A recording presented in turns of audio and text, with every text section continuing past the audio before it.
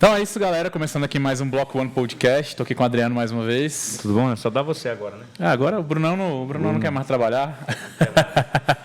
E hoje a gente vai receber mais um convidado ilustre aqui. O Adriano falou muito bem dele aqui e tal. Falou que o cara se formou numa área e foi para outra. Enfim. É um dinâmico aqui. Um cara muito amigo meu e é bem interessante a história de vida dele aqui. Vai compartilhar aqui com a gente hoje. Ótimo, mas antes de tudo, se inscreva no canal, né? Deixe o seu like aí também, manda pra galera, deixe sua opinião nos comentários, siga a gente nas redes sociais, estão aparecendo aí embaixo agora. E vamos pro papo, né, Adriano? Vamos lá, então, grande Nathaniel Bloomfield, conhecido como Natan, né? 2 filhos, casado. E aí, Natan, muito obrigado primeiramente aí por ter vindo, aceitado o convite. Obrigado a vocês aí. Vamos ver se a gente consegue fazer um podcast interessante aí para a audiência de vocês, de aprender um pouquinho de tecnologia com vocês também. Com certeza. É isso. Então, como a gente gosta de falar aqui, né? Vamos começar do começo. O Natan, ele é de onde? Os pais são daqui, não são? Ele é daqui, não é? Como é que é a sua história? Como começou a sua vida? Como a vida começou, aí é bem lá atrás, né? Na verdade, eu nasci no Rio de Janeiro, mas com 3 meses de idade já vim para Brasília, né? Então, os meus pais vieram e os 2 servidores públicos, e por volta ali dos meus 7, 8 anos, se separaram os meus pais e minha mãe voltou para o Rio de Janeiro. Então, dos 8 aos 20 anos, eu morei no Rio de Janeiro, né? Dá para ver o sotaque. Ainda tá... Se alguém tem dúvida, né? Já diminuiu o sotaque, na verdade. Né? Então, estando em Brasília aqui, já deu uma... Então, teu pai continuou em Brasília, então, Natan? Meu pai continuou em Brasília. E você no Rio? Eu e minha irmã, a gente foi junto com a minha mãe para o Rio de Janeiro. Então, você sempre vinha visitar o teu pai? Exato, mas a gente manteve contato as raízes aqui em Brasília, porque tinha a família do meu pai aqui, né? Meus primos, tio, meu avô. Então, todas as férias a gente vinha para Brasília. Já era sempre, saía do Rio, vinha para cá, passava... E a cidade sempre gostou daqui de Brasília? Sempre gostei de Brasília. Praticamente nasceu aqui, né, cara? Teve com 3 meses, né? Exatamente. Eu fiquei dos 3 aos 10 anos aqui. E essa frequência de retorno aqui nas férias, né? Tinha amigos aqui, sempre tive. Gosto muito da cidade. Uma cidade que... não troco fácil, não. E é difícil, né? Porque difícil que eu digo o seguinte, difícil a pessoa não gostar daqui, mas eu falo o seguinte, muito do carioca, quando eu morei no Rio, quando ele se prende no Rio, o carioca é muito bairrista, né? E para ele o Rio de Janeiro é o melhor lugar do mundo, o bairro dele é o melhor lugar, o melhor bairro, e ele não é difícil ele sair, né? Eu falo isso com vários amigos, pouquíssimos cariocas saíram do Rio de Janeiro. É porque o carioca, eu não sou carioca também, né? Que aquele carioca que gosta, cara, eu vou na praia sempre, eu tô no sambinha. Tem a mesma rotina. Cara, esse cara não troca, ele vem para Brasília, não tem isso aqui, né? Assim, tá cada vez mais tendo, né? Essas rodinhas de samba aqui em Brasília, né? Então, opção de lazer, né? O cara sai do trabalho, sentar na hora e tomar um chopp, um negócio assim, né? Exato. Dessa cultura do carioca eu nunca tive muito, né? Mas pro carioca raiz ali é um pouco mais difícil essa transição.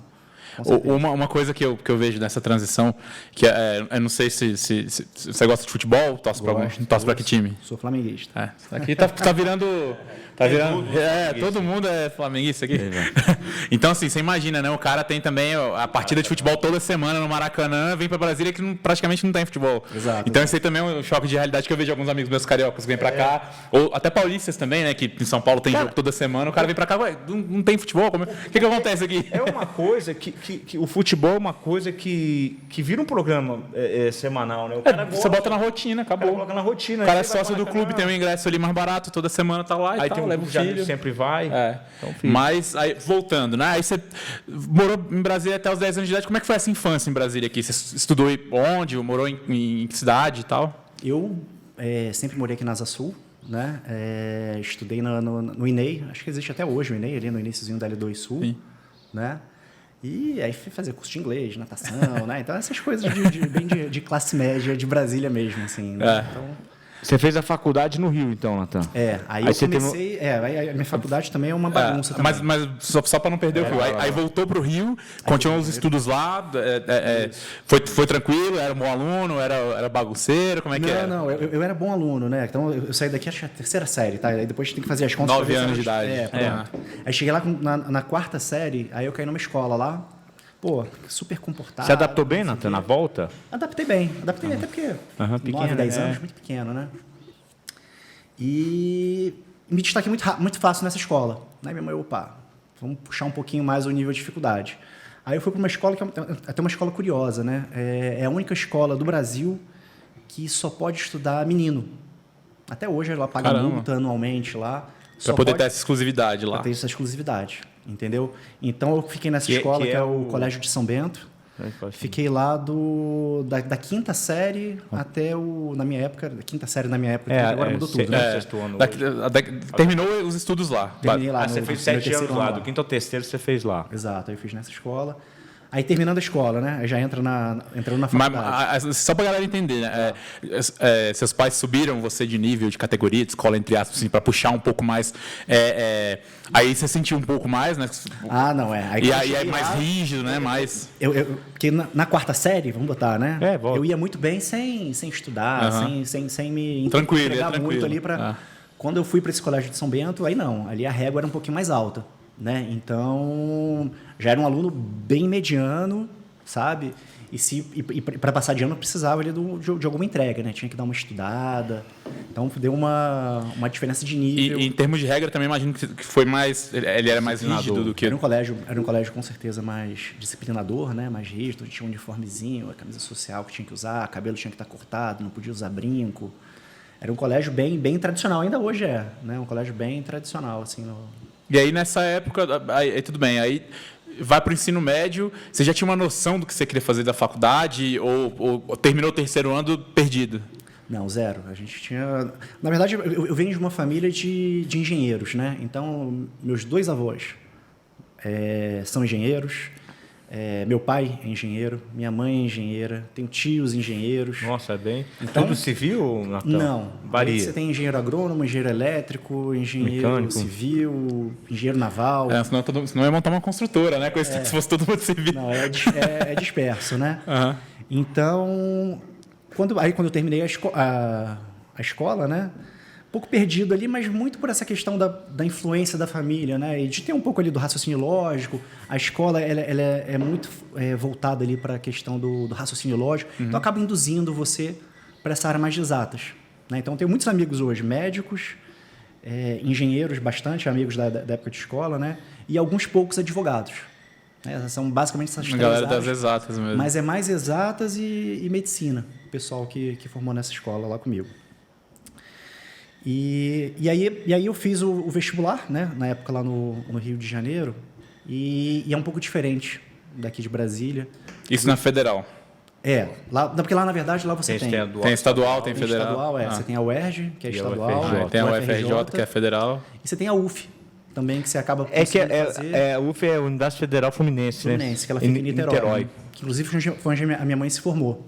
Né? E é uma escola que é uma faculdade que dá para fazer morando ali no Rio de Janeiro também e de bastante qualidade. Você morava onde lá no Rio, Nathan? Eu morava em Laranjeiras. Tá. Então, e a escola São Bento era... Ficava no centro da cidade, né? Então tinha que pegar... mas aí você fez a UF também, lá, o vestibular. Aí fiz o vestibular, né? UERJ, UF, UFRJ, e acabei optando por fazer na UERJ. Né? Porque por questão de proximidade... Logística, né? Mesmo, ali do dia a dia. Do lado do Maracanã ali, para quem conhece Rio de Janeiro, né? E comecei fazendo engenharia elétrica lá. Engenharia elétrica. Aí foi um curso que eu entrei e acabei me decepcionando um pouquinho, na verdade. Né? Então, fiz 6 meses do curso. Por que, Nathan? Não foi o que você esperava? É porque você sai daquela estrutura de uma escola muito bem organizada, não sei o que, você cai numa... Na UERJ. Na UERJ, exatamente. Faculdade pública, né? Não, porque, tipo assim, quem vem, eu fico pensando assim, você vem de uma escola... com disciplina, e você cai assim, de repente, assim, tudo solto, você estranha, né? Exato. Você fica meio perdido, vamos dizer assim. Mas isso não é uma exclusividade da UERJ, né? Na verdade, né? Assim, eu me decepcionei, exatamente. Qualquer faculdade teria esse impacto. Assim, é muito assim, depende de você. Né? Hoje em dia, os professores cada vez mais, né? Depende de você. No último podcast, a gente conversou com o Marcos, né? Marcos Meirelles. Ele estava aqui, ele foi...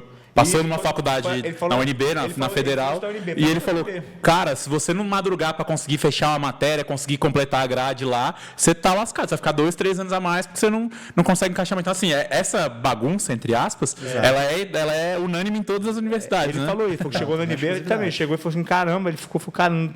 Ele veio de um colégio particular, organizado, chegou na Federal e falou, o que tá acontecendo? Porque, na verdade, você vai montando a sua jornada, né? Então, você pega no primeiro semestre essa matéria, porque no segundo eu já quero pegar aquela outra. E eu acabei ficando um pouco perdido nessa brincadeira e senti um pouco largada a coordenação que deveria vir ali, né? E fazer uma... Tentar orientar, receber, né? melhor, acolher melhor esses alunos que estão chegando ali naquela condição. Então eu acabei ficando um pouco perdido ali e falei, quer saber? Acho que não é muito para mim, não. Então saí, aí fui fazer vestibular de novo. E na época tinha uma questão de você conseguir aproveitar a tua nota do vestibular por 2 anos. Ela ficava válida ainda. Na UERJ isso, né? Então eu acabei aproveitando a minha nota da engenharia elétrica e aí, para felicidade dos meus pais, fui fazer educação física. Cara. Né? Imagina, então, o filho vai sair da engenharia elétrica, estava super bombando na época, né? Essa parte de telecomunicações. Era a profissão do futuro ali, do momento do futuro. Era a profissão do presente, né? Que a engenharia ela vive muito de ciclos, né? Então, o que está bombando agora? Aí você escolhia muito a faculdade pensando nisso. Né? Falava, foi a minha escolha, né? Você perguntou, a família de engenharia de telecomunicações está bombando. Vamos fazer engenharia elétrica, porque depois você se especializa em telecomunicações. Aí fui para educação física. Aí um curso mais organizado, mesmo tendo essa questão dessa bagunça, né, de você poder montar seu horário, coisa e tal, mas você tinha esse acolhimento, que foi o que eu senti falta na engenharia elétrica, né? E aí passei 1 ano fazendo educação física e aí me deparei com a primeira greve, né, das faculdades. Que é mais uma coisa comum também. Não é exclusividade da UERJ, da FRJ. E nesse momento o meu avô morava aqui em Brasília, né? Estava com quantos anos? 19, 20 anos já? 19? Já está com 19 anos. Aí meu avô ia fazer uma festa de 80 anos e eu já estava em greve, sei lá, coisa de 2 meses. Sem fazer nada, né, cara? Sem fazer nada em casa. Aí meu pai falou, vem pra cá, passa as férias aqui, né? Passa as férias. As férias forçadas, mas fica aqui até acabar a greve e volta, né? Exato, né?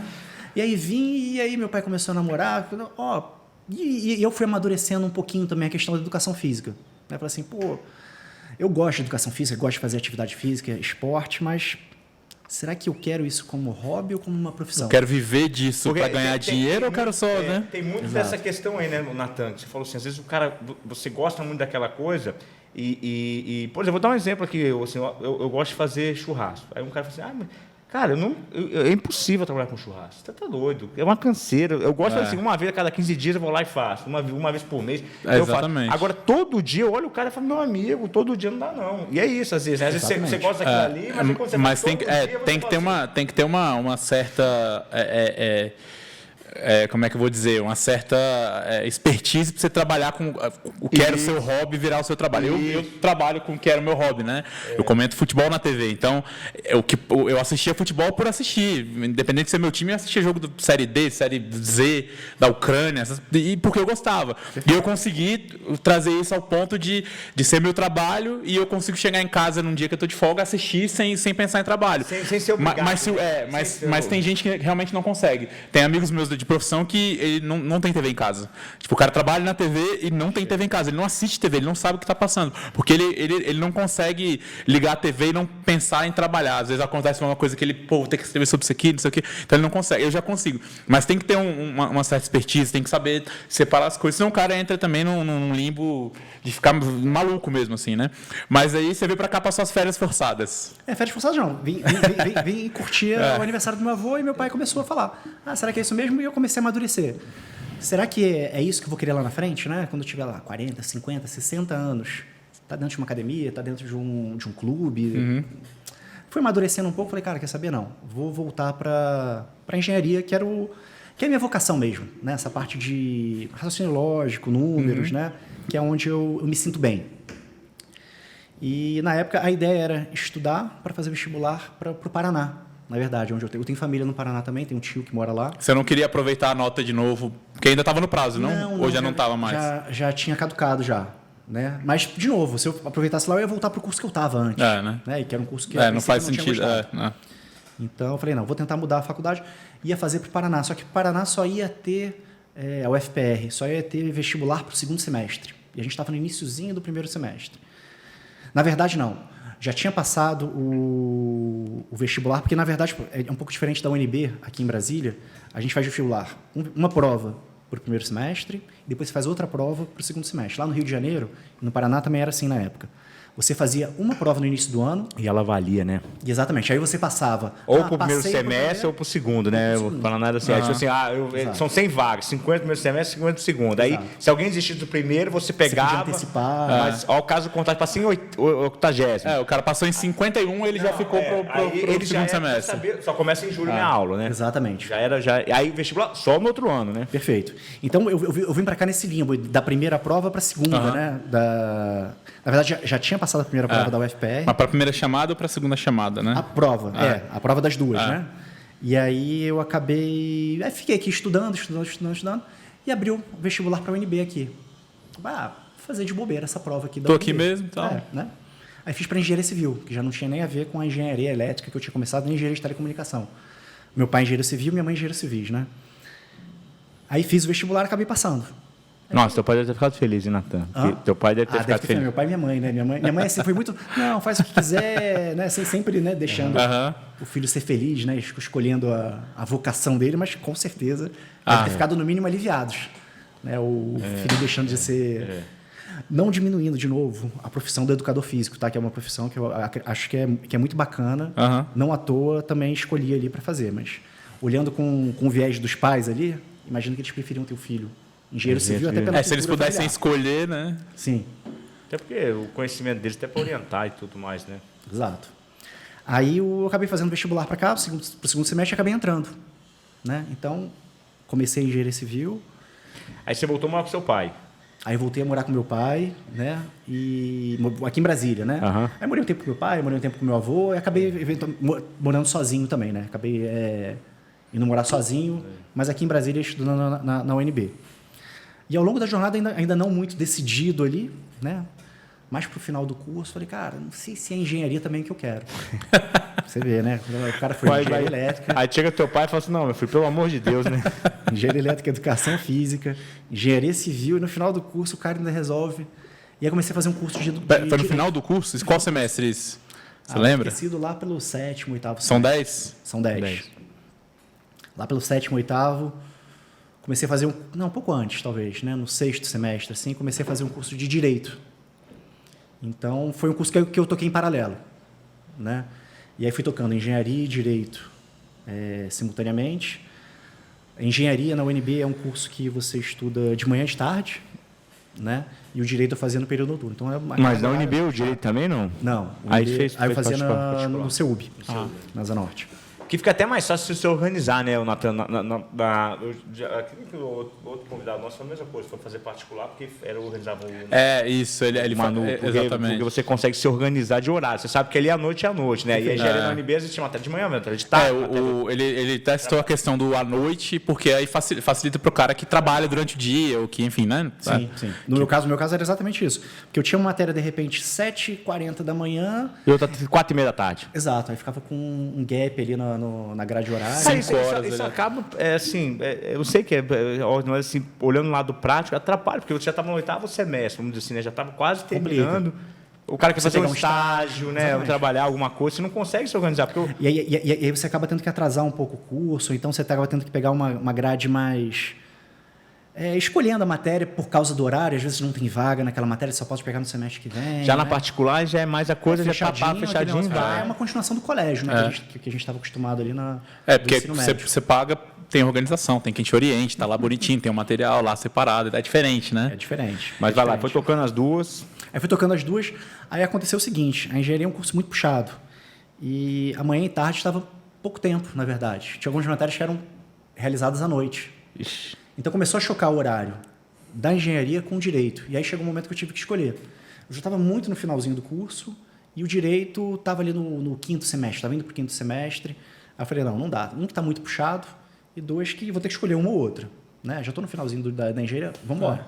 Né? Aí sem falar que também uma você está pagando e a outra não. Aí você está pagando para fazer mal feito, é melhor trancar ali. Perfeito. Aí acabei optando por trancar um pouco o direito. Né? Então fui até o 5º semestre do direito, para poder finalizar o curso de engenharia civil.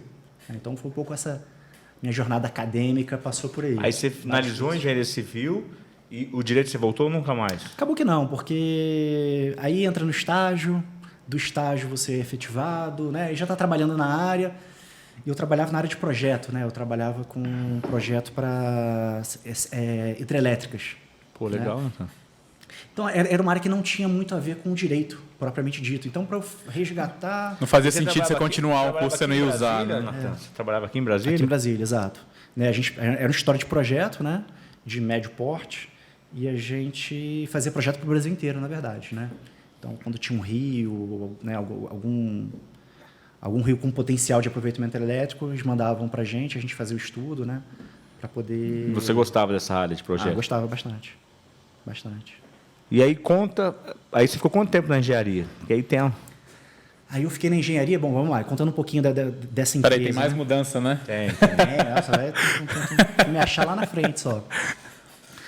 Aí, dentro desse escritório de projeto de engenharia, a engenharia, que eu falei, ela é cíclica, né? Então tem um momento que está muito bem e um momento que está mal. Um momento que está muito bem e um momento que está mal. E assim que eu formei, estava num momento que estava entrando num período de baixa. Na engenharia? Na engenharia. Né? O mercado da engenharia estava entrando num período de baixa. Com isso, os projetos foram secando. O escritório que eu trabalhava tinha uma equipe que os gestores preferiram não reduzir, né? Então ficou um pouco inchada para a quantidade de demanda que a gente tinha. E eles optaram por uma estratégia que foi tipo assim, botar valores aqui hipotéticos, né? Ó, a gente vai pagar o salário desse mês até R$4.000. Quem ganha abaixo de 4 ganha salário integral, quem ganha acima Ganha 4. vai receber até 4. E eu tinha acabado de formar, né? Estava ali acho que 1 ano nessa empresa. Empresa que eu gostava muito do serviço, mas eu comecei a me projetar lá na frente. Falei, pô, imagina que eu estou com um padrão de vida lá na frente, né? Tendo que pagar a escola dos meus filhos, plano de saúde, condomínio do meu apartamento, plano de saúde, todas as obrigações, de repente vira o meu empregador e fala, ó, agora tem um teto de 4.000 e você vai ter que se virar com isso, né? Era um segmento que pagava muito bem. Então, pensei, ó, ou eu vou ter que me planejar muito bem para ter uma boa gordura para esses momentos, ou eu tenho que repensar um pouco se é essa vida que eu quero para mim, né? E trazendo um pouco ali da referência dos meus pais, os dois são servidores públicos. Aí eu falei, pô, serviço público a gente nunca passa por isso. E Brasília tem muito essa cultura do serviço público. Tem. Né? Então, eu pensei, quer saber? Vou começar a estudar para concurso, pego um bom salário e acabou. Não preciso me preocupar com isso nunca mais. Né? E foi o que eu fiz. Então, combinei com meu pai, porque eu não tinha uma reserva, né, para poder dar esse salto. Falei assim, ó, vou parar de trabalhar agora, vou estudar e quando sair o concurso eu faço. Né? Então, combinei com meu pai, pai, a perspectiva aqui é essa. Né? Estou querendo sair para estudar para concurso, vou estudar para auditor da Receita. Né? Tem um bom salário. E uma vez que eu passei, eu estou com a vida ali resolvida. Né? Meu pai, não, tudo bem. Pode sair que eu vou te segurar as contas até aqui. E aí aconteceu o seguinte, eu saí, 3 meses depois saiu o edital. E na sequência já veio a prova. Foi coisa muito rápida. E não deu tempo de eu estudar, me preparar, né, como deveria, porque é um concurso super concorrido, né? E não passei, obviamente não passei. E aí meu pai falou, então, bichão, aquele nosso combinado lá, eu te ajudava até você fazer a prova, fez a prova. Acabou, aí, carteira de trabalho, vamos embora. Não tem condição, né, de eu ficar te sustentando aqui eternamente. 5 anos. Exato. E aí fui procurar emprego de novo, né, na engenharia civil. Foi quando eu fui parar na época, o aeroporto de Brasília estava reformando. Estava fazendo, na verdade, a 2ª pista. E ele estava com uma demanda de engenheiro e eu me candidatei lá. Você lembra o ano, mais ou menos? Isso deve ter sido um pouco antes, 2010, 2011, deve ter sido por aí, tá? Aí fui trabalhar na obra do aeroporto. Provavelmente já fazia parte das obras da Copa, né? Que foi em 2014, né? Exatamente. Já era preparação para a Copa, era do PAC, né? Do programa de aceleração, da Dilma, coisa e tal. E aí fui trabalhar na obra do aeroporto. E aí, imagina, saindo de uma estrutura de escritório de projeto, que é uma escritura mais civilizada, vamos colocar assim, né? O canteiro de obra. Exatamente. Tem hora para entrar, né? Você trabalha com computador. Ar-condicionado. Para ir trabalhar... Na selva. Né? Porque Colocar aí, o capacete, colete, refletor, tudo. Exatamente. Tem até foto minha aí de beduíno, quase porque era capacete, boné com aquela, sabe? Bem coisa de deserto mesmo. E a estrutura de trabalho é um pouco mais tóxica, vamos colocar assim, né? Mais agressiva. Mais agressiva, exato, né? Tem muito aquela cultura do cara que está entrando tem que sofrer mesmo, sabe? Aquela pegada, assim, quase que a gente vê em faculdade americana, né? Do calor, vamos botar ele para sofrer. Ah, sim, as fraternidades, né? De querer espizinhar o cara que está entrando, né? E fora esse ambiente ali, que é um ambiente que eu não curti muito, começou a entrar a questão social, porque quando você está trabalhando numa obra que nem do aeroporto, você não pode trabalhar lá a qualquer hora, né? Então, vamos reformar a pista do aeroporto. À noite, né? À noite. Por quê? Os aviões estão pousando durante o dia, né? Então, dava 10 horas da noite, o pessoal fechava a pista, entrava a gente para trabalhar voando, né? Para aproveitar o trocadilho aí do aeroporto, né? E para 7 da manhã a gente tem que estar limpando a pista, porque, né, a pista tem que estar limpa para começar a receber avião de novo. O dia todo. E a pressão muito grande. E enquanto isso, eu tinha feito algumas provas de concurso antes de entrar lá, né? Porque eu estava nesses poucos 3 meses que eu estudei, eu fiz essa da Receita Federal, mas fiz algumas outras, né? E acabou que em 8 meses eu fui chamado para uma dessas provas que eu tinha feito lá atrás. Né? Concurso desse? Um dos concursos, exato. Que eles estavam estruturando a SUDECO, aqui que é a Superintendência de Desenvolvimento do Centro-Oeste. Então, fui chamado para a SUDECO, trabalhei lá coisa de 3 meses, aí fui chamado depois para o DENIT. Foi outro concurso? Outro concurso, né, que eu tinha feito, foram os concursos que eu fiz. E aí fui chamado para o DENIT, né, como analista de infraestrutura lá do DENIT. Aí você foi? Aí eu fui. Também, né? Saiu de um para o outro. Exato. Fiquei 3 meses na SUDECO e aí fui para o DENIT, onde eu fiquei uns 5 anos.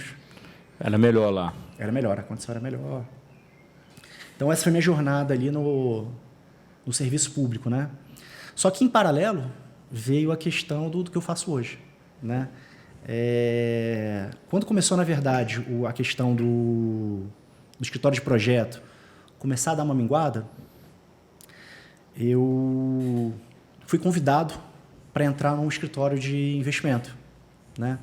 Era o pai de uma amiga da minha namorada na época, hoje minha esposa, né? A gente começou a trocar ideia sobre investimento, sobre métodos de investir na bolsa, e a gente foi se aproximando, e ele me convidou, Nathaniel, eu estou com um escritório aqui que ele tinha acabado de fundar, e eu estou precisando de um sócio, preciso de alguém para me ajudar na parte técnica aqui junto comigo. Você não tem vontade? E aí eu passando por todos esses dilemas, né? Pô, estou numa área que não está me pagando bem, será que é isso que eu vou querer? Coisa e tal. Mas eu não conhecia muito de investimento na época, né? Ele foi meu grande mentor dos investimentos, foi o Virgílio Aguiar, fica até minha menção honrosa aqui, meus agradecimentos para ele, porque foi um cara que me ensinou muito sobre os investimentos. E mesmo assim eu fiquei receoso de entrar na sociedade, né? Porque eu estava com essa expectativa, não sei se é isso que eu quero, né? Vindo da experiência ali dos meus pais de servidores públicos. Falei, não, eu te ajudo, a gente consegue fazer coisa em parceria, mas não quero me comprometer de entrar de sócio no negócio, né? E aí, cada vez mais foi apertando a questão, né? O meu pai foi lá e falou assim, bichão, vamos trabalhar agora. Cortou a mangueira. Eu falei, opa. Fechou a mangueira. E o Virgílio me convidou de novo. Nathaniel, vamos? Eu falei, vou ter que aceitar, né? Fui jogado. Não tem como não aceitar agora, não tem desculpa para não aceitar. E foi quando eu entrei na área dos investimentos, né? Então, eu trabalhei com investimentos em paralelo ao aeroporto. Depois SUDECO e DENIT. Exato, aí, né? Mas aí era uma coisa que você conseguia levar em paralelo, né, Natan? Assim. Conseguia, porque eu tinha um sócio ali e era um escritório que estava começando. Então, a demanda era muito pequena. Em 2012, quando eu entrei no escritório, a gente não tinha essa popularização que a gente tem hoje dos investimentos. Era muito banco ainda, né? Todo mundo estava banco, né? Era completamente investimento. Falava em investimento, a galera já pensava na galera com telefone na bolsa, né? Com aqueles gráficos e tal, achava que ia ser assim, né? Perfeito. Quando se falava de corretora, a imagem que vinha era essa. Mas a primeira pessoa que você pensava em investimento naquela época era o seu gerente de banco, né? E a proposta do escritório era justamente ser uma alternativa ao gerente do banco, né? Então, a gente trabalhava ali ligado a uma corretora, né? Mas quando você trabalha dentro de um banco, você tem alguns problemas ali dentro, né? Quando a gente olha de fora, né? Que quando você vai... O profissional que está lá dentro, ele só pode te ofertar os produtos que estão dentro do banco. E, em geral, se ele vai te oferecer um fundo, é o fundo do banco. Vai te oferecer um CDB, é o CDB do banco. Uma previdência... É limitado, né? É a previdência do banco, exato. Né? E essa plataforma que a gente estava trabalhando, esse conceito que a gente estava trazendo, era o conceito de plataforma aberta. A ideia era assessorar as pessoas a investirem, né? Mas sem um viés ali de ter que indicar... Não tem uma exclusividade. É porque o banco, né? Isso para ver assim, pega o gerente do banco, a gente fala assim, mas o gerente do banco é massacrado, porque tipo assim, ele tem uma quantidade de tarefas, de meta cumprida, e ele meio que é obrigado a vender o peixe. Né? A vender o peixe dele. E o que acontece, que eu acho que é o problema que fica, que eu acho que popularizou muito o setor de investimento. Hoje você mostra o que é melhor para o cliente, o perfil dele. Você chega e vê, o cara é arrojado, vai para a bolsa. Não, o cara é muito conservador, uma renda fixa. Você consegue abrir e ir navegando com ele, né? Porque é uma navegação, né? Uma hora está ruim para um lado, vai para o outro e vai indo. Perfeito. Mas o banco não, né? O gerente tem que bater a meta que ele tem que... Eu só para fazer um paralelo, eu vi uma vez uma comparação, vendo um vídeo sobre investimento, justamente sobre isso, sobre plataforma aberta ou o banco, né? Que o palestrante ele explicando que você fazer o investimento no seu banco ali, exclusividade, é como se você estivesse navegando, ele usou até navegando em uma piscina. Porque tem o limite, né? Quando você vai para uma plataforma aberta, você está navegando entre os 7 oceanos, né? Você pode escolher qual oceano você quer navegar, né? Exatamente isso. Porque, na verdade, o gerente do banco, sem querer bater aqui na profissão do gerente do banco, que é um cara necessário. Sim. Mas é o que acontece. Não é batendo, até falando... Cara, eles têm uma quantidade de tarefa, de demanda. Cobrança. Quando você conversa com o gerente, você vê, cara... Eles são super competentes, super profissionais. O que pega para eles é o seguinte, eles têm uma carteira enorme de clientes. Então, ele não consegue conhecer o cliente dele a fundo. Né? E vem uma demanda de cima para baixo. Olha só, esse mês a gente tem que vender o produto tal. Então, ele tem que ficar empurrando para todo mundo. Eu tenho 500 clientes, deixa eu ver quem está com dinheiro parado na conta, ele liga para o... porque ele tem que fazer, é o relacionamento que ele é obrigado a fazer, o modelo impõe ele. Isso. Ele é um vendedor ali, né? Ele vende o seguro, vende o investimento, né? Natan, que tem muito gerente de banco que vai trabalhar no escritório de investimento, não tem? Sim, justamente para se livrar um pouquinho dessa questão. E outra coisa que você falou, né? O gerente de banco ele acaba sendo um cara que tem que entender tudo de muita coisa. Mas muita coisa, né? É o consórcio, é o seguro de vida, é o plano de saúde, é muita coisa, é o crédito, sabe?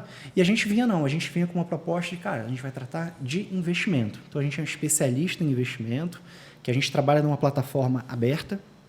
Então, a gente consegue sentar com o cliente e indicar para ele o que faz sentido para ele ou não. Né? Qual produto está pagando a melhor taxa? Qual que faz mais sentido para você? Você precisa desse investimento a longo prazo, a médio prazo, a curto? Você orienta o cara, né? A ideia é essa, né? Então, a gente começou em 2012 como um escritório de investimento, focado muito em produto, né? Então, a disrupção era essa, era trabalhar dentro de uma plataforma aberta com profissionais especializados em investimento, né? E aí, as coisas foram evoluindo e em 2016, aí o meu sócio, meu sócio, Virgílio, ele saiu da sociedade e acabou entrando o meu atual sócio, que é o Matheus. E o Matheus trouxe um conceito muito complementar para essa área de investimento, que é o conceito do planejamento financeiro, né? Então, o que acontecia, na verdade? Os clientes eles vinham para a gente com uma demanda muito, muito focada. Nathaniel, vi aqui que está na hora de investir em título público. Então, quero comprar título público. Quero título público. Legal. Eu sentava com ele, ajudava ele a fazer a compra, operacionalizava aquela aquisição do título público. Passava 6 meses, ele falava assim, Nathaniel, legal, agora eu preciso resgatar aquilo porque eu vou pagar a chave do meu apartamento. Aí eu falava, peraí, mas se você resgatar agora, vou pagar tanto de imposto, né? Você vai tomar um prejuízo, que você está saindo antes do vencimento, você vai ter um deságio.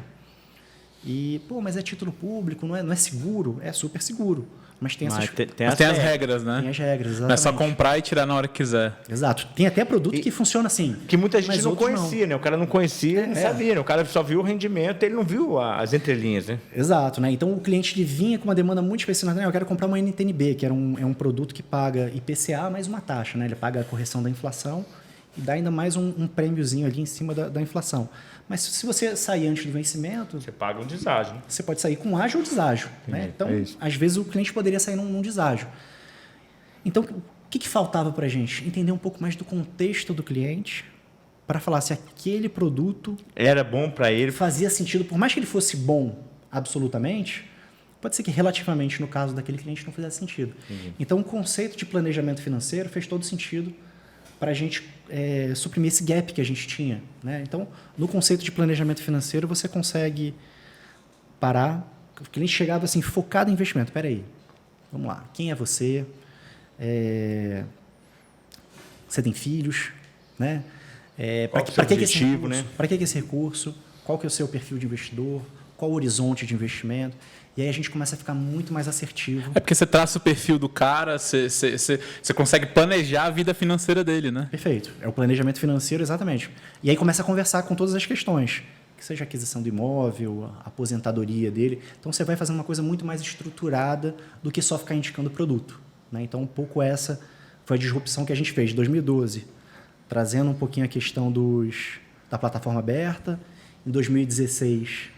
a questão do planejamento financeiro para entender o contexto, né? E aí a gente tem que estar sempre se reinventando para estar sempre entregando um maior valor para os clientes.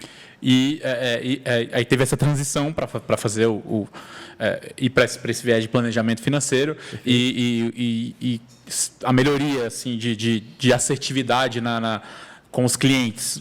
Como é que teve um salto de tipo assim a satisfação do cliente teve salto? Com certeza, porque você parou de tratar de produto para tratar de sonhos, objetivos e necessidades das pessoas, né? Então você gera uma integração ali, né, entre profissional e cliente muito maior, né? Então você, por exemplo, hoje eu sou amigo dos meus clientes, né? Sou convidado para a festa de aniversário da filha, né? Você frequenta a casa. Então, você gera... E com isso, você fica muito mais... E também, aí o cliente fica muito mais tempo com você, né, Nathan? Teoricamente, né? Ele ganha a tua confiança e cria uma conectividade, né? Perfeito. Uma conexão com aquele cliente que acaba evoluindo. E uma coisa que... você pode me corrigir se eu estiver errado, mas já entrando um pouco do nosso mundo aqui, é que na parte financeira, na economia como tudo, mas principalmente na parte de investimentos e do financeiro, a tecnologia tem um papel importante, né? Porque eu acho que é uma das áreas, principalmente a área financeira enfim, das empresas, é uma parte uma área que sempre tenta aproveitar ao máximo a tecnologia, seja para segurança, seja para poder fazer um acompanhamento em tempo real, via internet, enfim. Então, eu imagino que na área de investimento, meio que a mesma coisa, né? Porque ela te ajuda a ter, de repente, uma prospecção real do que vai acontecer mais fácil, né? Com um computador fazendo um cálculo para você, né? Com certeza, com certeza. A tecnologia é fundamental para a nossa atividade, né? Então, você falou lá do cara que antigamente, né, ficava lá na bolsa com o telefone. E ele comprava ação pelo telefone. O cara ligava, segurava o preço, né? E hoje exato, né? Então, ficava aquela gritaria lá. Por que a gente não vê mais isso hoje? Muito por causa da tecnologia, né? Então, hoje de casa, cada um aqui pode entrar no home broker da sua corretora, do seu banco, e fazer botar uma ordem lá, que é como se fosse a ligação com o telefone lá gritando com o pessoal. Exatamente isso. E isso aproximou mais... Com certeza, né? As pessoas do mundo de investimentos. Com certeza, né? Porque antes era uma coisa... Era meio elitizada, não é? Era extremamente. Você tinha uma barreira de entrada muito grande, né? Porque essa estrutura é cara, né? Então, você tinha que ter um volume maior para poder ter acesso, né?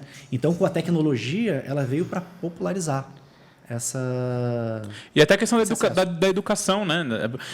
Da pessoa que provavelmente, se não tivesse acesso a um website, ou YouTube, enfim, um celular com a tecnologia para poder aprender ali, ela não correria atrás de investir, porque ela não teria a educação para isso, não teria a ferramenta para isso. Hoje, como você falou, ela pode pegar o celular dela aqui e comprar um título público, por exemplo.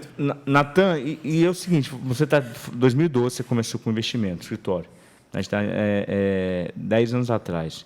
E a minha pergunta é o seguinte, você vê todo ano um aumento de interesse das pessoas com relação aos investimentos, sem ser poupança, tá? No Brasil, você acha que essa está cada vez mais rápido, está mudando essa mentalidade de todas as classes sociais? Porque eu te pergunto isso porque, por exemplo, nos Estados Unidos é muito comum as pessoas investirem em ações desde adolescente, né? O cara, na cabeça dele, a aposentadoria dele está totalmente relacionada ao que ele junta durante a vida e ações de empresas sólidas e por aí vai.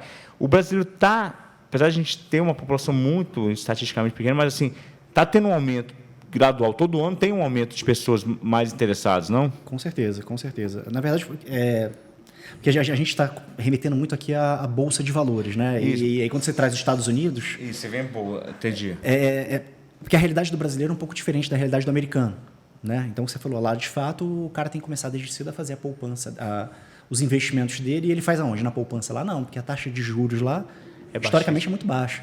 Então, não faz sentido. Se ele for juntar dinheiro em algum título de renda fixa lá nos Estados Unidos, ele não vai ter nenhum patrimônio relevante lá no futuro, né?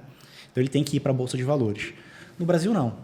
Historicamente, a gente tem algumas questões culturais, né, que acabavam tirando um pouquinho o brasileiro dessa questão dos investimentos.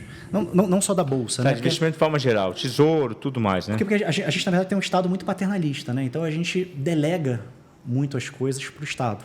Né? Então, hoje, a gente está começando a conversar agora, né, com a reforma da Previdência, do brasileiro fazer a Previdência dele. Né? Porque antes era muito... Cara, não, o governo ele tem que me prover isso. Né? Então, ele já desconta do meu salário ali, né? Eu pago por isso já. Natan, outra coisa, você que trabalha com investimento, com os números, engenheiro, se a pessoa se organizar, o que ela paga para a Previdência, se ela fizer no privado, ela consegue ter uma boa grana lá na frente, né? Na aposentadoria. Consegue. Ela tem acesso a produtos que vão render, eventualmente... Não é aquela coisa assim, se você não tem... O que eu estou querendo dizer assim, só para ficar bem claro, não é aquela coisa assim... Se você não tem o governo, você não consegue fazer isso. Ou só consegue você ganhar muito bem por mês. Não. Você vê vários casos de pessoas que ganham pouco, que se organizam, que vão ali R$100 por mês, 200, vai aumentando, aquilo vai, juros compostos, vai subindo, que ele consegue ter uma aposentadoria lá na frente. Mas eu acho que você falou a palavra certa, assim, só para complementar antes dele responder. Organização. Porque o brasileiro, culturalmente, é muito desorganizado, né? E aí vive nessa questão da cultura do cartão de crédito, gastando o que não tem. Então, é falta de organização mesmo. Eu vou dizer para você aqui um exemplo. Eu trabalhei muitos anos com o europeu e com o americano. Cara, é nítido a diferença que é. E a gente puxa muito para o lado americano. Eu trabalhava com o europeu e o europeu era o seguinte. Cara, 90% do europeu que eu trabalhei, se não for 100%, tá, gente? Todos eles tinham 1 ano de salário. Você viu o cara lidando com nada, quando fala assim, cara, você perdeu o emprego. Ele, não, tranquilo, cara, acontece. E aí eu vou aproveitar, vou ficar 3 meses parado, porque eu fico com a família. Ele falava de uma forma que aquilo me assustava. Eu falei, você está louco? O cara fica tranquilo, né? Como você vai ficar tranquilo? Aí se eu perder o emprego agora, tem 10 parcelas para pagar no carro. Comecei com um cara que falou, não, cara, eu vou sair do emprego agora, vou ficar 6 meses na Austrália e depois eu volto. Ele pedir para sair. Aí você está maluco, bicho, como é que você vai ficar... Eu olhava aqui, aí chegava num americano, e aí o cara, não, estou comprando um jet ski, comprei uma lancha, também vou trocar de carro, e a casa, e aí? Não, rapaz, perder o emprego, está maluco. 2 semanas, o dinheiro não dá para pagar as pessoas. Então, era nítido a diferença de organização, até que você falou, e de metade. Eu acho que a gente puxa muito para o lado americano, do consumismo, né? E a pandemia veio para provar isso. Né? Quantas pessoas aí levantou os números e mostrou, né? O cara ficasse em casa 1 mês, acabou, bicho. Ele não conseguia morrer de fome, né? Exato. Qual era a pergunta, cara? Desculpa, eu acabei perdendo. Acho que é justamente sobre esse crescimento, né? Que a gente viu esse crescimento da galera... De organização, o Brasil não é organizado. Como é que está essa questão? Acho que era isso a pergunta. Né, assim, porque como é que é esse balanço? Tudo bem, a gente teve esse crescimento, todo ano tem esse crescimento de pessoas mais interessadas em investir, em se educar para poder... mas eu vendo de fora, assim, não sou um cara que investe também tanto assim, mas vendo de fora, o que mais o que mais prejudica é essa desorganização cultural, né? Porque basicamente, você tem que fazer o planejamento aqui de metas e sonhos de vida do cara e ainda ensinar ele a se organizar. Falar, olha, se você tirar daqui, colocar aqui, deixar de gastar um pouquinho aqui, colocar aqui, meio que você vira um professor pro cara ali. E isso ajuda ele a entender, né, como é que funciona. Na verdade, como é que a gente trabalha no escritório, né? Quando a gente fala de planejamento financeiro, você foi perfeito aí na tua explicação, né? Mas é um espectro muito amplo de atuação. Então, dentro do planejamento financeiro, você tem a parte da mentalidade que a pessoa tem que ter, né? De se organizar, de pagar as dívidas, para aí começar a ficar mais saudável, começar a poupar para poder atingir os objetivos, né? Então, acaba que a nossa atuação lá no escritório, a gente acabou se especializando nos poupadores. Então, são pessoas que já conseguem poupar. Já tem a organização. Não, às vezes não tem organização, mas de alguma forma consegue poupar. Então, às vezes tem aquele cara que ganha um super salário, né, tem uma boa receita, mas é desorganizado. A gente tem cliente lá no escritório que ganha 70 mil reais e está todo endividado. Cara. Né? Então, você vê assim, que é uma questão muito relativa. E tem gente que ganha 5 mil e está com a vida financeira ali, o cara está saudável, né? Saudável, exatamente. Né? Mas a gente acabou se especializando nos poupadores, que é onde a gente nasceu. A gente nasceu na parte dos investimentos. Né? Então, a gente consegue, a nossa expertise está ali em auxiliar as pessoas a pouparem melhor o recurso que ela tem hoje. Né? Óbvio que a gente consegue dar uma ajuda ali, mas é onde a gente entrega mais valor para o pessoal que está... Até porque você não está no corpo do cara para tomar as ações por ele, né? Você dá a orientada ali e tudo mais, mas aí a decisão final é dele, né? A gente até pensou estrategicamente, porque a relação é uma relação que muda. Né? Então, imagina esse cara de 70 mil reais lá. Se eu começo a virar para ele e falar assim, agora você tem que parar de ir nesse restaurante, você tem que parar de tomar esse vinho, você tem que... Cara, minha relação com ele vira uma relação ruim, né? Pô, sempre que o Nathaniel vem falar comigo, ele vem querer cortar minha qualidade de vida. Pô, eu ganho 70 pau, o que eu tenho que fazer isso? Né? Se você não fizer isso, você não vai atingir seus objetivos. Tem cara que não...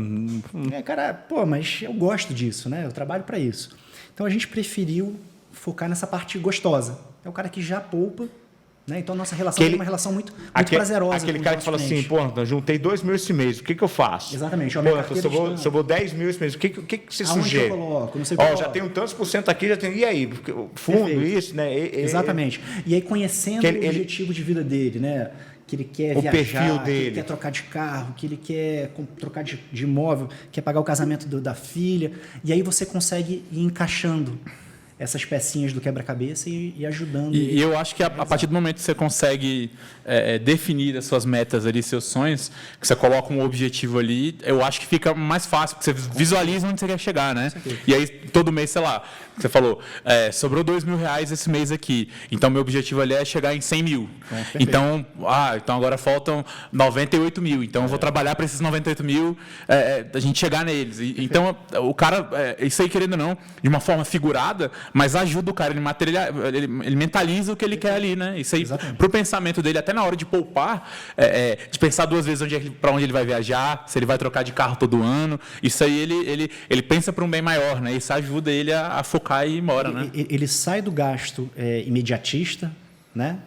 E vai para o planejamento de longo prazo, né? Porque às vezes é isso, esse cara de 70 mil reais, ele pode, às vezes, estar consumindo aqui, mas ele não está vendo. Cara, se você continuar assim, você vai ter que trabalhar até os 70 anos. Ganhando 70 mil para poder manter o seu... Tanto é que tem vários casos de pessoas que ganham muito bem a vida toda e o cara tem que morrer trabalhando porque ele não se organizou. Perfeito. Né, o cara depende... E outra coisa, a saúde vem, cara. A idade chega e você não tem a mesma saúde que você tem hoje. É outra questão que a gente fala lá muito com os clientes, né? Então, uma das coisas que a gente faz quando a gente faz a anamnese ali, né? Aquele questionáriozinho para entender um pouco mais o contexto dele, é super comum falar assim, minha atividade profissional hoje é essa, e quando é que você pensa em diminuir, né? Não, quero trabalhar no resto da minha vida. Pô, legal, hoje você está com 40, 45 anos, quando 50 ficar com 60 e poucos... Você está jovem, você está com disposição, né? E que bom que você trabalha com o que você gosta, né? E você tem essa vontade. Mas uma coisa que eu sempre falo é você trabalhar porque você quer e outra coisa é você trabalhar porque você precisa. Né? Então, é bom a gente se planejar para a gente não precisar, para a gente trabalhar porque a gente quer. Cara, então, eu tenho a minha clínica, no caso de médico, por exemplo, né? Eu tenho minha clínica aqui, eu vou atender porque eu quero, não porque se eu não atender, eu não consigo manter o meu padrão, né? Então, tem o pai de uma amiga minha, enfim, um pediatra tradicionalíssimo aqui em Brasília, o cara tem 83 anos de idade, tem o consultório dele e ele atende os pacientes que ele sempre atendeu. Assim, ele vai uma vez, 2 vezes no consultório e tem o padrão de vida dele normal, porque lá atrás ele pensou assim, né?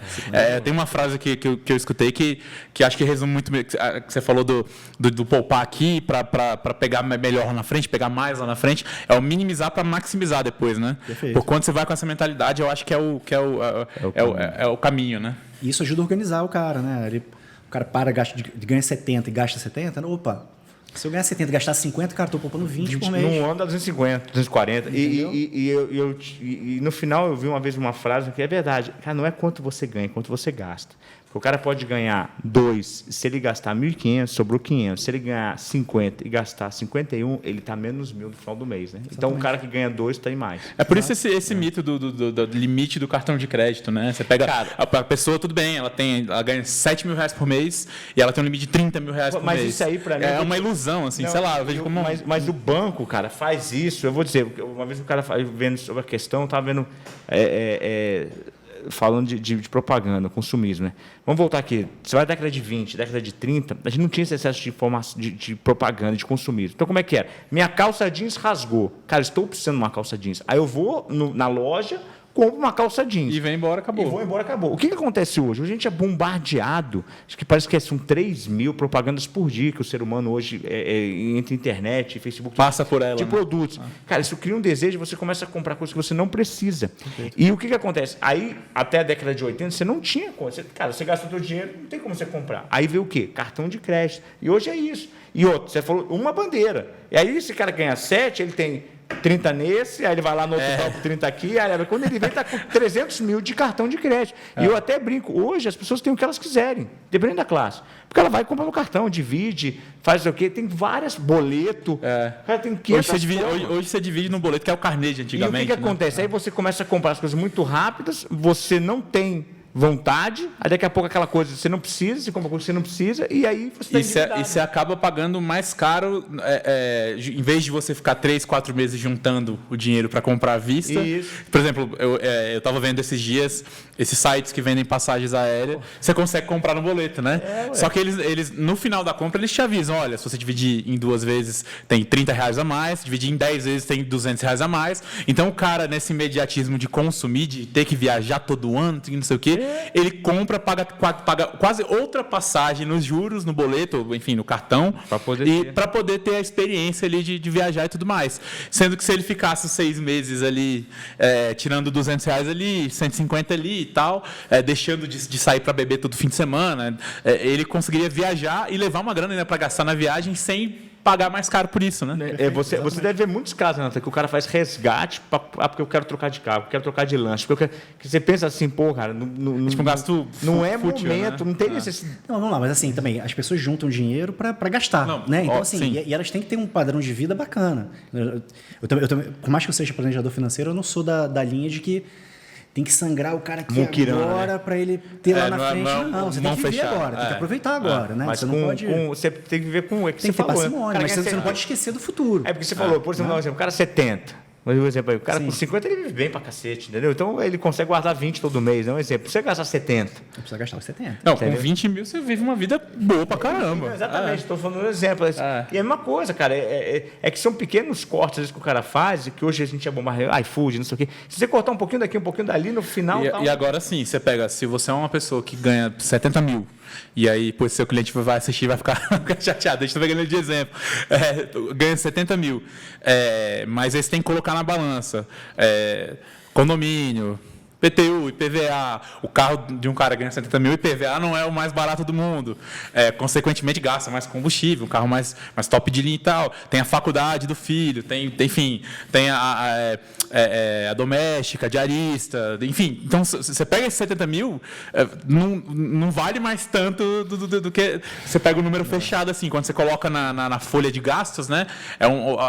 Dependendo do padrão de vida do cara, a conta não fecha, né? Exatamente, o padrão de vida pode ir lá em cima. Se o cara quiser resolver a vida dele em poucos meses, então ele já compra um imóvel, já tem que ter o carro, porque aí entra a questão do status que você falou, né, do capitalismo ali, que a gente fica vendo as propagandas, a gente é bombardeado, mas a gente tem um ciclo social que a gente está, né? Opa, então meu sócio tem um carro assim, eu tenho que ter um carro daqui para cima, né? Vai no restaurante com um amigo, o amigo pediu uma garrafa de vinho de R$200, ele tem que pedir a garrafa de 350. Então você vai.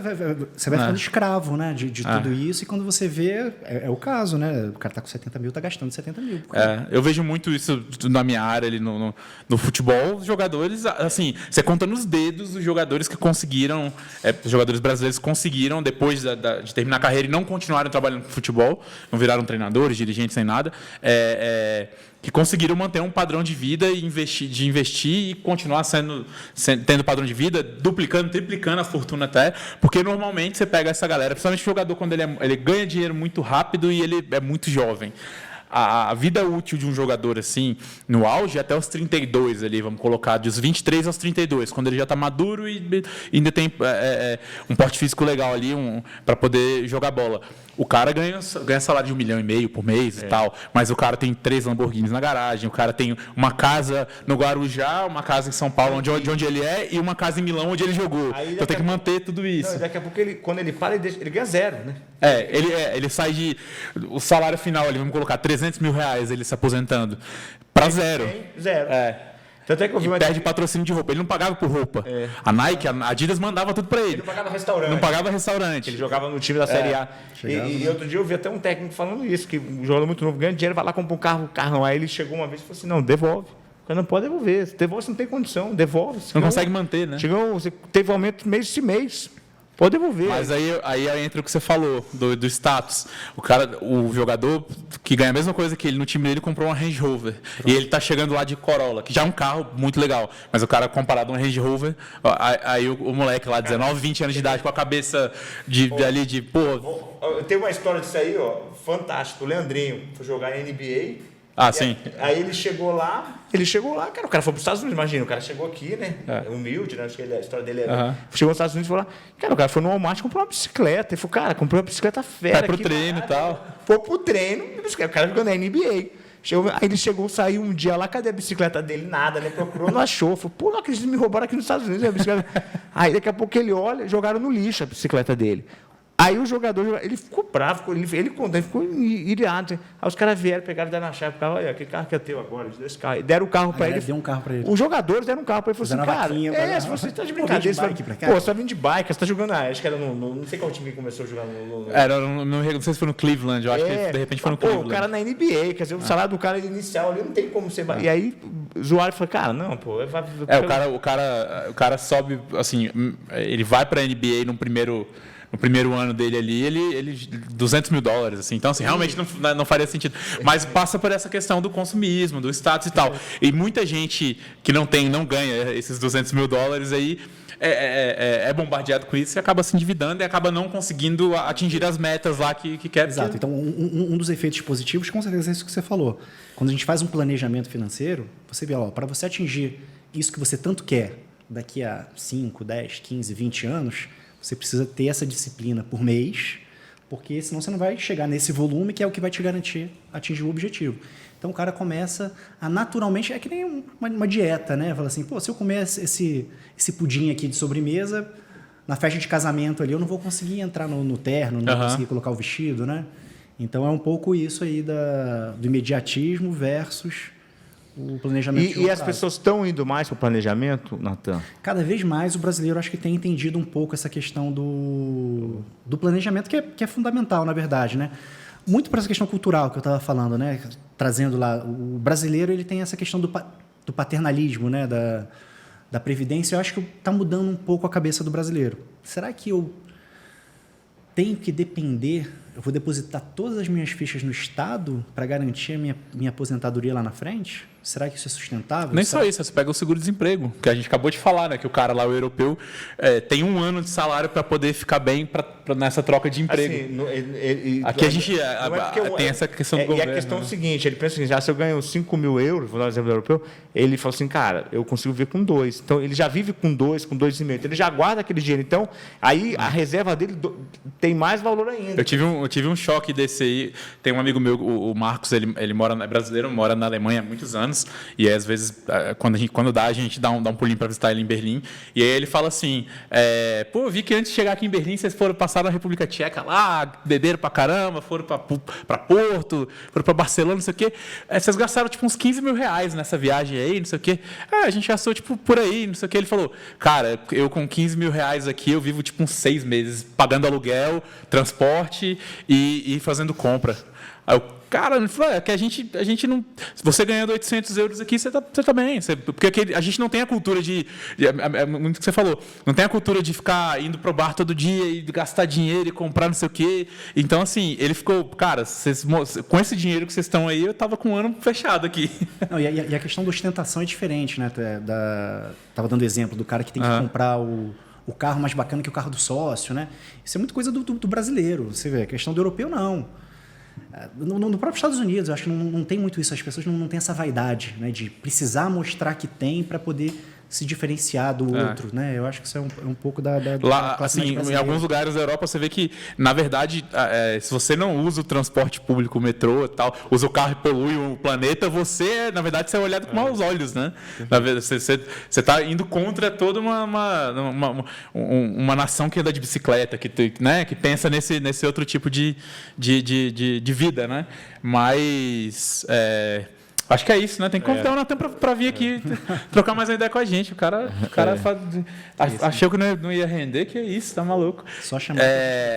Já experimentou o óculos? Já usou? Não, eu vim aqui para isso, aí vamos conhecer. Eita. O que será que sem vontade de viajar para algum lugar, de voltar para algum lugar? Você quer assistir um futebol? O que você quer ver? Futebol é legal, tá? Aí, ó. Futebol. Vamos pegar. Aí você tá numa planta, entendeu? Aí pegou uma planta 3D e jogou, pra você ver o tamanho real. Você que for engenheiro, ó. Cara, que bacana. Aí você vê, quer dizer, agora você for pra cozinha lá. E outra coisa, você anda atravessa essa parede aí do lado do sofá pra você ver. Pode atravessar, empurra contra a parede. Aí você vê o que tem do outro lado, entendeu? Tem uma sauna aqui. É a sauna, o banheiro voltar. Se você clica no chão, também no F. Clica no chão, pode. Ó, aí ele mostra como é que ficaria o banheiro se você mudasse a cor, tá vendo? Do piso. Pô, 10, hein, cara? Muito bacana. E se andasse através. Nossa, dá uma vertigenzinha, hein, cara? Em pé.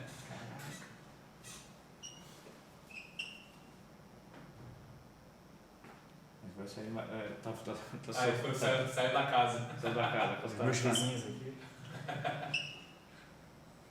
Tá bem de vizinho, Palácio de Buckingham, né?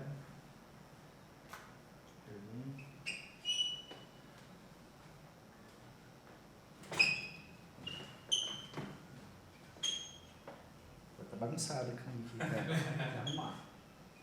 Não, muito legal, cara. Agora vira pra lá, pode ficar parado, eu não vai bater nada não. Vamos botar agora no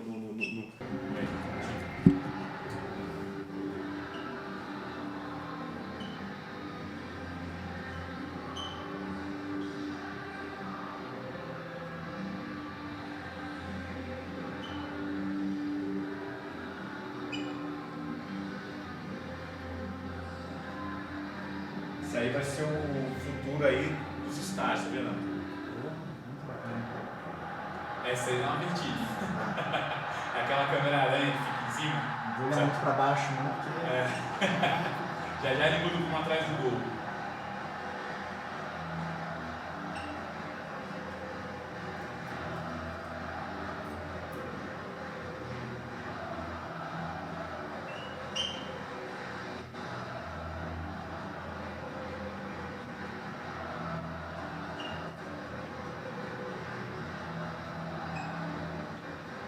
O Vidal já tá bom aí.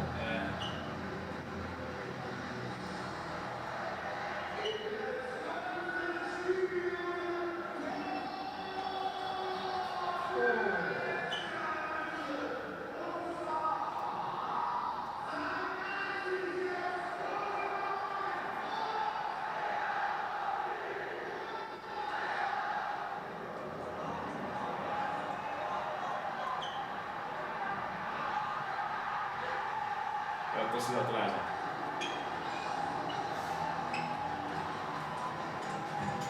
O Chico não muito feliz, não. E aí?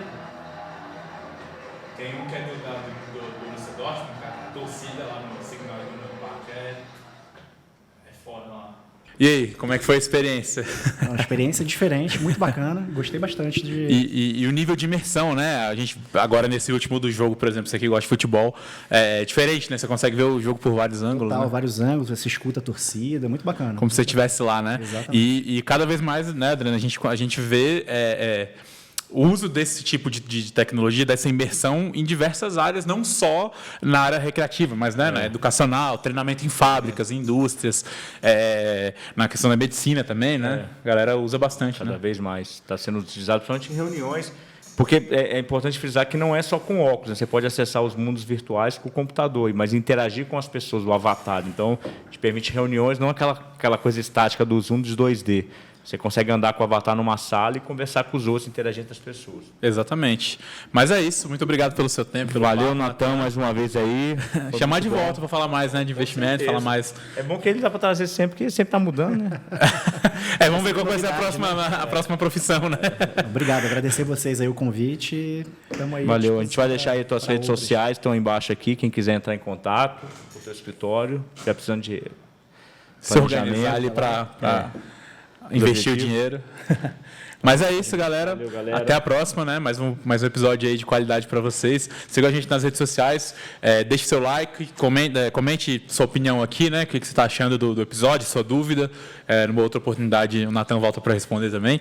E se inscreva no canal, que é muito importante para a gente, né? Ative o sininho para poder receber as notificações. E é isso. Até a próxima. Valeu. Valeu, galera.